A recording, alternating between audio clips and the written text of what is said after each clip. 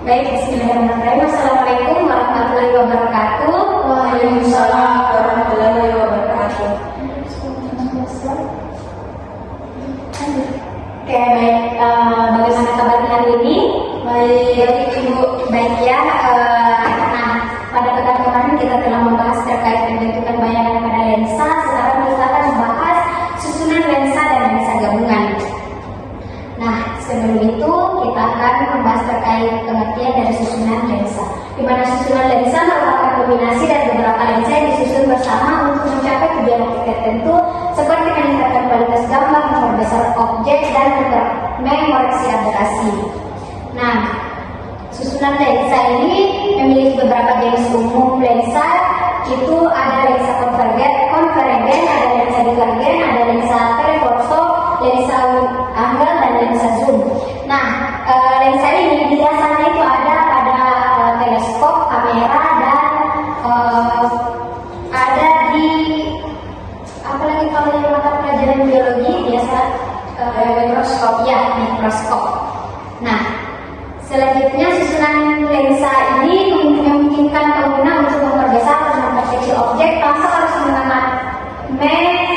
mengganti lensa. Dengan susunan lensa digunakan dalam berbagai aplikasi seperti kamera, teleskop, mikroskop, dan alat optik lainnya. Tadi yang telah dijelaskan.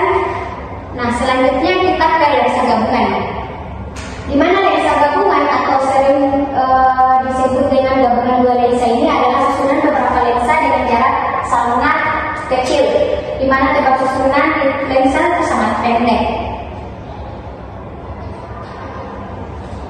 Nah, bisa dilihat pada gambar di layar bahwa prinsip pembiasan cahaya adalah lensa gabungan ini seperti pada lensa tunggal. Jadi lensa gabungan ini untuk pembiasaannya dia sama seperti dengan lensa gabungan.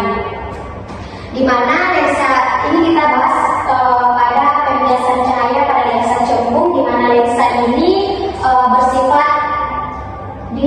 bersifat konvergen.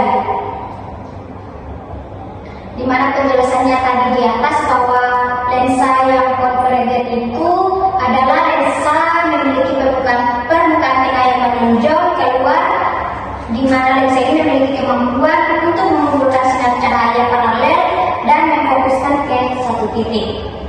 Jadi dia tidak bisa ke berbagai titik, dia hanya memfokuskan kepada satu titik. Nah, di mana titik fokus pada lensa cembung berada di belakang lensa, karena titik fokus aktif lensa cembung merupakan perpotongan langsung sinar-sinar bias, maka pada lensa cembung titik fokus aktifnya merupakan titik fokus sejati sehingga nilainya selalu berharga positif. Karena itu lensa cembung disebut juga lensa positif. Jadi kalau disebut sebagai lensa positif itu sama halnya dengan lensa cembung. Nah, bisa dilihat pada tabel terkait posisi benda, sifat bayangan, latar bayangannya. Untuk mempermudah kalian memahami dari isi tabel di atas, kita bisa lihat pada gambar di atas. Di mana sistem penomoran untuk ruang benda dan bayangan pada lensa cembung di atas itu bisa dilihat. Kalau di atas itu dia merupakan bayangan benda nyata, sementara di bawah itu bayangan benda maya atau bayangan. Dimana kalau bisa dilihat di keterangannya untuk penomoran bendanya, kalau tidak menggunakan kurung itu dia nyata, apabila dia menggunakan kurung itu dia maya atau bayangan. Bisa dipahami? Bisa. Oke, kita lanjut ke rumus dan sifat bayangan pada lensa gabungan.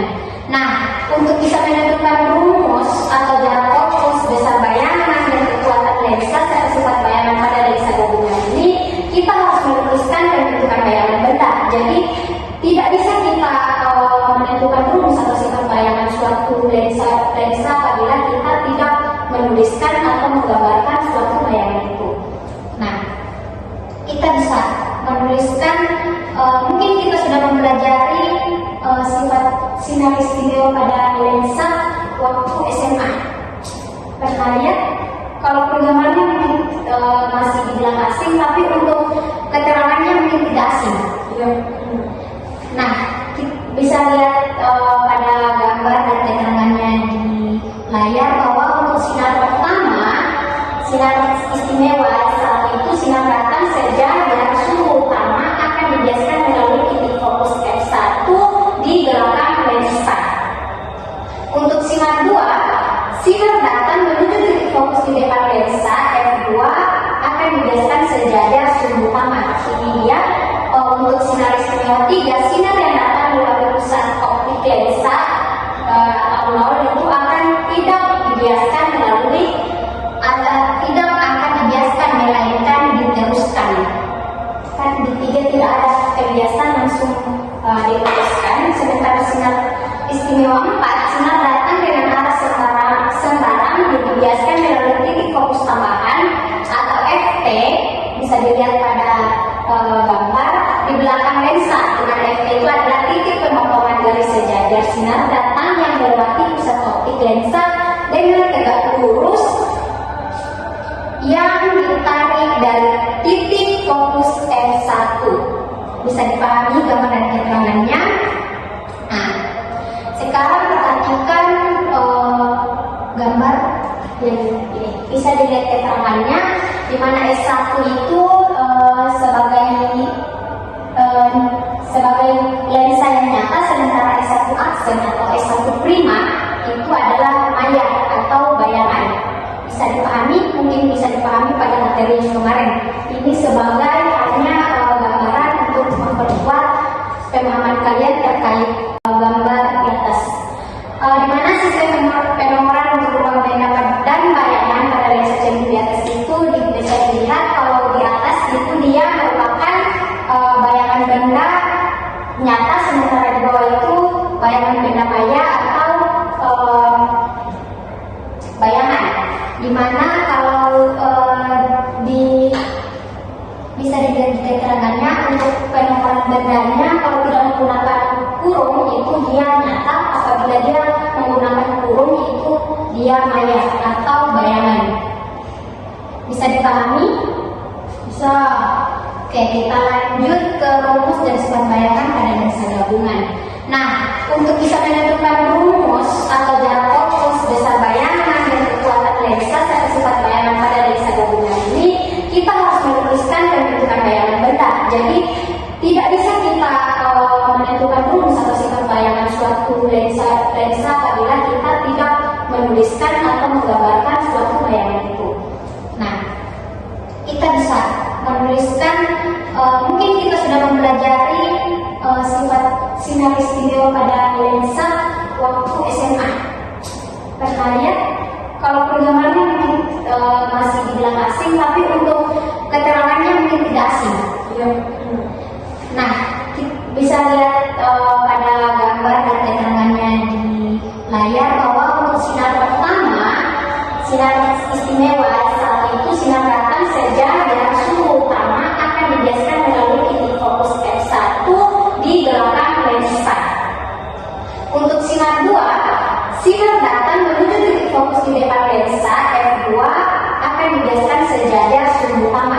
Ini dia untuk sinar istimewa 3, sinar yang datang melalui pusat optik lensa atau nol itu akan tidak dibiaskan melalui tidak akan dibiaskan melainkan diteruskan. Kan di 3 tidak ada kebiasaan langsung diteruskan. Sementara sinar istimewa 4, sinar datang dengan arah sembarang dibiaskan melalui titik fokus tambahan atau FT, bisa dilihat pada gambar di belakang lensa. Dengan FT itu adalah titik pemotongan garis sejajar sinar datang yang melewati pusat optik lensa dengan tegak lurus yang ditarik dari titik fokus f1. Bisa dipahami gambar dan keterangannya. Nah, sekarang perhatikan gambar yang ini. Bisa dilihat keterangannya di mana S1 itu sebagai lensa yang nyata, sementara S1 aksen atau S1 prima itu adalah maya atau bayangan. Bisa dipahami, mungkin bisa dipahami pada materi yang kemarin. Ini sebagai hanya gambaran untuk memperkuat pemahaman kalian terkait lensa itu sendiri. Nah, mungkin yang asing tadi adalah kalau di pertemuan pertama kan itu yang dibahas adalah F1, F2, F1 aksen atau prima, yang sementara yang D mungkin kalian belum dibahas di pertemuan kemarin. Kalau D itu adalah jarak kedua lensa. Jadi D itu adalah gabungan antara S1 dan F2 atau S1 dan S2, atau S1 sama dengan S1 prima atau aksen. Nah, ini adalah keterangan dari gambar yang di atas. Mungkin bisa kalian lihat. Nah, ini tadi untuk menentukan rumus diperlukan adanya penurunan rumus yang ada pada gambar di atas. Mungkin apakah saya perlu jelaskan atau tidak, karena pekan kemarin kan sudah dibahas terkait bagaimana itu rumus dari lensa bayangan.